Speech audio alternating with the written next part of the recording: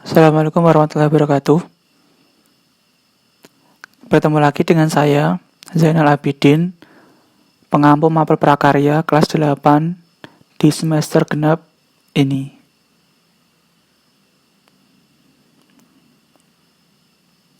Setiap orang menjadi guru, setiap rumah menjadi sekolah. Itu ada ungkapan dari Ki Hajar Dewantara. Di masa PJJ ini, kalian bisa belajar, kalian bisa mendapatkan ilmu dimanapun kalian berada. Kalian bisa belajar di rumah, di lingkungan kalian, dan kami sebagai guru kalian juga akan mendukung kalian dan memberikan materi yang terbaik selama PJJ ini. Lalu hari ini kita akan belajar apa tuh kira-kira? Hari ini kita akan belajar tentang kerajinan limbah keras. Jadi, materi ini menjelaskan tentang prinsip, jenis dan karakter pengolahan dan produksi dari kerajinan limbah keras. Jadi sebelumnya akan saya jelaskan tentang apa sih limbah keras itu.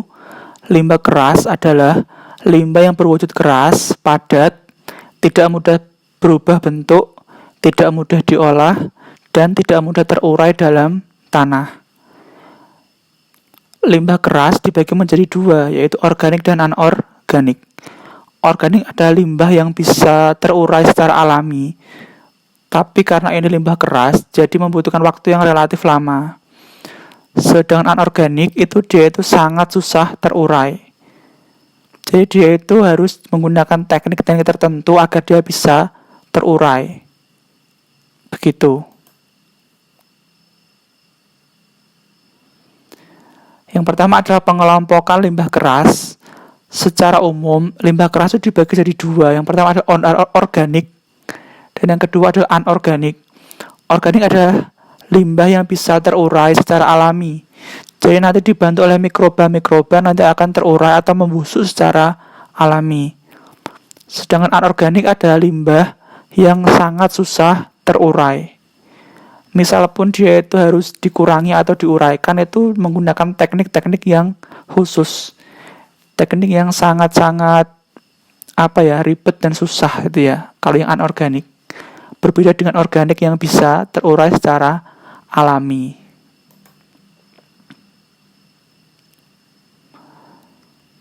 Limbah keras organik itu ada beberapa contohnya ini ya. Yang pertama adalah cangkang kerang. Kalau cangkang kerang itu mungkin cewek-cewek itu mungkin bisa buat mainan ya, sama bola bekel kayak gitu ya. Kalau cangkang kerang itu kalian bisa temukan di pantai, mungkin di laut, di beberapa sungai mungkin juga ada, tapi nggak banyak. Biasanya sih di laut, di pantai gitu. Terus ada potongan kayu. Di sini kayunya itu bisa macam-macam ya. Intinya semua potongan kayu gitu ya. Bisa kayu mahoni, kayu jati, atau mungkin ranting-ranting juga termasuk ya. Terus ada tulang ikan. Di sini itu tulang ikan juga bisa dipakai, itu termasuk limbah organik. Ada sisik ikan. Jadi nggak semua sisik bisa dipakai di sini ya. Kalaupun sisik yang lunak-lunak itu mungkin mudah terurai. Tapi di sini ada sisik ikan yang relatif besar, biasanya untuk hiasan biasanya. Terus ada tulang sapi. Jadi tulang sapi termasuk limbah organik keras. Dia itu bisa terurai tapi butuh waktu yang relatif lama.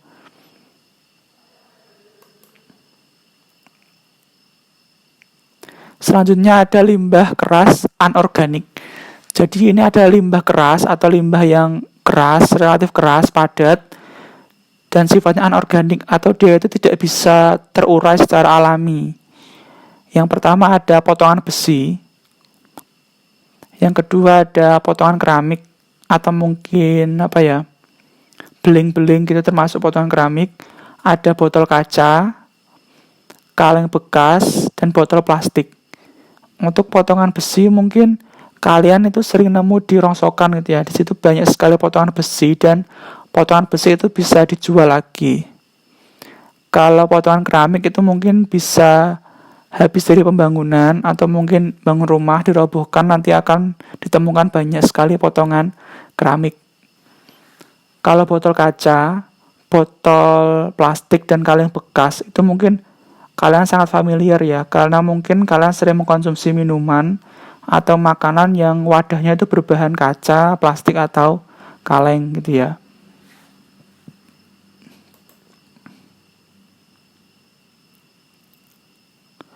Untuk pengolahan limbah keras ada beberapa teknik ya, ada beberapa cara. Yang pertama adalah sanitasi TPA atau sanitasi tempat pembuangan akhir atau sanitary landfill. Yang kedua ada pembakaran atau incineration. Yang ketiga ada penghancuran atau pulverization. Dan yang terakhir ada daur ulang atau recycle. Untuk penjelasan tiap-tiap item akan saya jelaskan berikutnya. Yang pertama adalah sanitary landfill. Jadi gini, sanitary landfill atau sanitary tempat pembuangan akhir, jadi sampah itu dikumpulkan di suatu tempat gitu ya, tanpa diolah. Jadi kalian ini seperti digambar ya, dibuat lubang, terus nanti sampah-sampah yang diproduksi oleh manusia atau dihasilkan oleh manusia itu ditumpuk di lubang, lalu ditumpuk dengan tanah, diberi sampah lagi, ditumpuk lagi, begitu terus. Jadi sampah ini tidak diolah sama sekali. Seperti kata landfill ya. Landfill itu tempat pembuangan akhir atau cuma hamparan tanah yang diisi sampah. Jadi kayak TPA gitu. Jadi sampah tidak diolah tapi dikubur. Nanti efeknya apa? Kalau mungkin organik, mungkin dia itu bakal membusuk ya.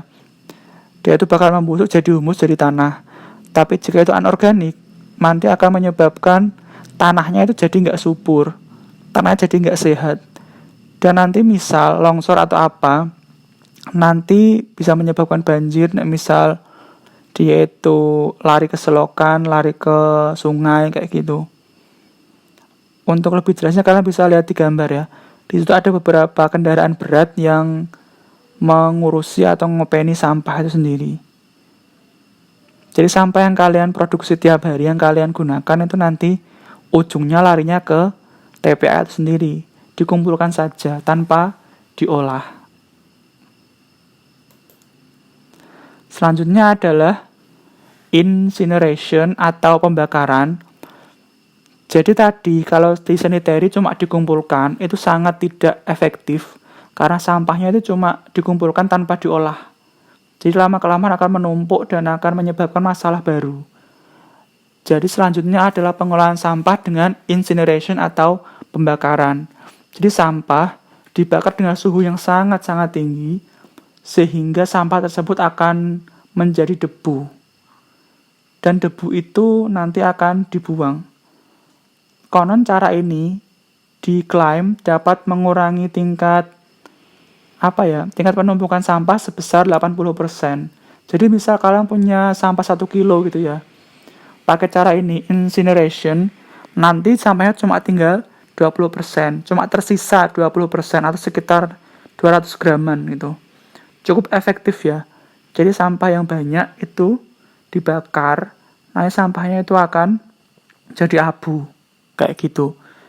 Tapi di sini udara bekas pembakaran itu juga berbahaya ya. Karena dari bahan kimia, misal plastik, kaleng, dan sebagainya, dibakar, nanti asapnya itu harus disaring dulu. Disaring lewat alat tertentu, seperti di gambar ya. Nanti baru bisa dilepas ke udara, kayak gitu. Ini adalah contoh dari mesin incineration. Untuk mesin yang dipakai untuk pembakaran namanya incinerator. Incinerator nama alatnya, alat untuk membakar itu tadi. Membakar sampah. Terutama sampah anorganik. Selanjutnya ada pulverization. Jadi pulverization atau penghancuran. Jadi sampah yang tidak bisa terurai itu nanti dihancurkan sampai menjadi sangat-sangat kecil. Setelah kecil baru dibuang. Dan biasanya itu ada yang dibuang ke laut. Jadi sampah yang kita produksi tiap hari, yang kita hasilkan itu jika ditotal mungkin jadinya sangat-sangat banyak. Makanya kita sebagai generasi muda harus pintar-pintar dalam mengolah sampah. Misal kalian beli seblak kayak gitu ya. Kalau bisa ya diusahakan jangan menggunakan plastik dan sebagainya. Tapi itu susah ya. Ya mungkin kalian cari opsi-opsi lain. Jika kalian beli sesuatu itu mungkin kalian bisa bawa tas sendiri. Tasnya mungkin bisa dari tas yang terbuat dari dari kain atau mungkin dari anyaman apa gitu. Supaya kalian itu juga tidak memproduksi sampah yang banyak. Terutama sampah yang banyak itu adalah kantong kresek. Coba kalian bayangkan ya. Sehari itu kalian kira-kira berapa kali ke toko atau ke pasar gitu. Terus berapa kantong kresek yang kalian bawa, kalian dapat dari toko itu sendiri. Sehari mungkin bisa dapat 5 kantong ya. Itu baru sehari satu orang. Nah untuk banyak orang nanti kantong kreseknya itu jadi sangat-sangat banyak kayak gitu. Jadi kita sebagai generasi terdidik ya harus mulai mengurangi sampah gitu ya. Mengurangi. Kalau bisa ditinggalkan ya nggak apa-apa. Tapi untuk meninggalkan plastik itu saya rasa masih agak susah. Jadi kita ya harus mulai pelan-pelan mengurangi penggunaan sampah anorganik.